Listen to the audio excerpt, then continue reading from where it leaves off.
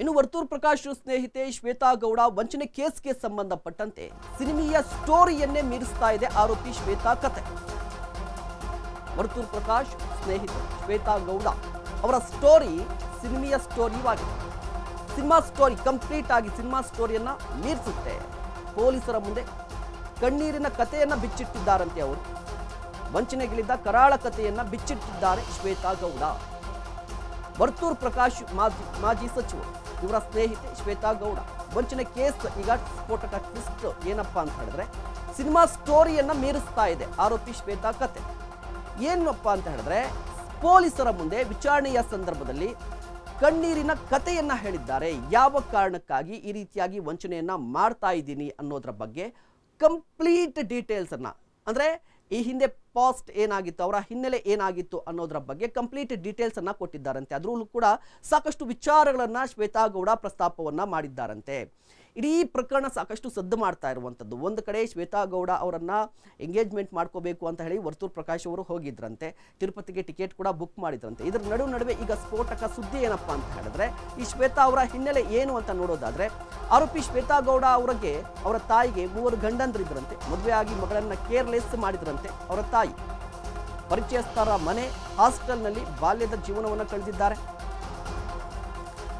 ತಾಯಿಯ ಮಮತೆ ಇಲ್ಲದೆ ಹಾಸ್ಟೆಲ್ನಲ್ಲಿ ಜೀವನವನ್ನು ಶುರು ಮಾಡಿದ್ರಂತೆ ಶ್ವೇತಾ ಗೌಡ. ಸಮಾಜದಲ್ಲಿ ಆಗ್ತಾ ಇರುವಂತಹ ದೌರ್ಜನ್ಯಕ್ಕೆ ಬೇಸತ್ತಿದ್ರಂತೆ ಆರೋಪಿ. ನಂತರ ಸಮಾಜದ ವಿರುದ್ಧ ಹೋರಾಡುತ್ತಲೇ ಬೆಳೆದಿದ್ದರಂತೆ ಶ್ವೇತಾ ಅವರು. ಅಂದ್ರೆ ಶ್ವೇತಾ ಅವರ ತಾಯಿಗೆ 3 ಜನ ಗಂಡಂದ್ರಿದ್ರಂತೆ. 3 ಜನ ಗಂಡಂದ್ರಿದ್ರು. ಈ ಕಾರಣಕ್ಕಾಗಿ ಶ್ವೇತಾ ಅವರನ್ನ ನಿರ್ಲಕ್ಷ್ಯ ಮಾಡಿದ್ರು. ಶ್ವೇತಾ ಅವರ ನಿರ್ಲಕ್ಷ್ಯದಿಂದಾಗಿ ಶ್ವೇತಾ ಅವರು ಕಂಪ್ಲೀಟ್ ಆಗಿ ಪರಿಚಯಸ್ಥರ ಮನೆ ಇದ್ರ ಜೊತೆಗೆ ಹಾಸ್ಟೆಲ್ನಲ್ಲಿ ಬೆಳೆದ್ರು. ಇಂತಹ ಸಂದರ್ಭದಲ್ಲಿ ಒಂದಿಷ್ಟು ಪ್ರಶ್ನೆಗಳು, ಒಂದಿಷ್ಟು ಸಂಕಷ್ಟ ಎದುರಾಗುತ್ತೆ.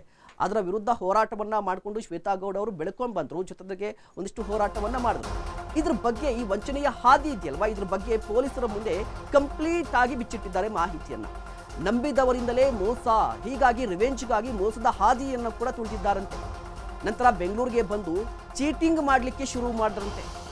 ಮೋಸ ಆಗಿದ್ದೀನಿ ಅಂತ ಹೇಳಿ ಬೇರೆಯವ್ರಿಗೆ ಮೋಸ ಮಾಡ್ಲಿಕ್ಕೆ ಮುಂದಾದ್ರಂತೆ.